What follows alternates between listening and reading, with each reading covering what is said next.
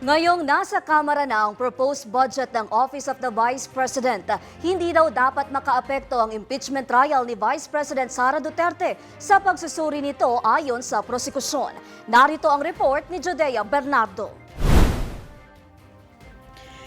Hindi dapat maging hadlang ang impeachment trial ni Vice President Sara Duterte sa pagsusuri ng Kamara sa panukalang budget ng Office of the Vice President o OVP para sa 2027.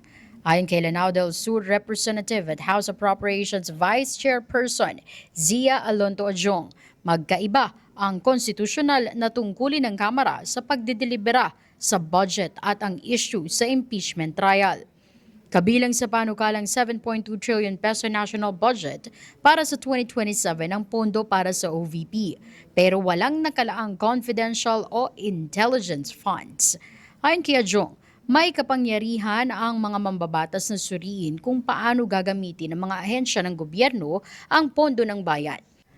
Kabilang sa mga isyong itinaas sa impeachment trial ang umano'y paggamit ng confidential funds ng OVP at ng Department of Education noong panunungkulan pa ni Duterte bilang Education Secretary.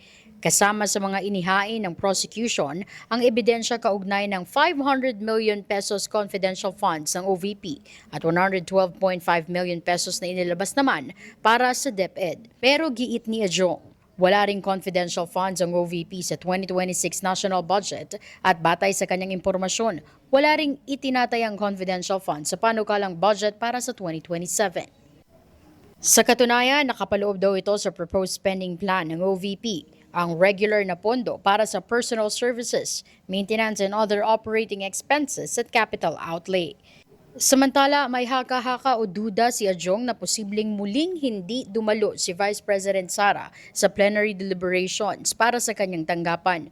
Dumalo umano si Duterte sa nakaraang committee-level deliberations para sa OVP budget ngunit hindi ito nakarating sa plenaryo. Para sa DETV News, ako po si Judea Bernardo, nag-uulat.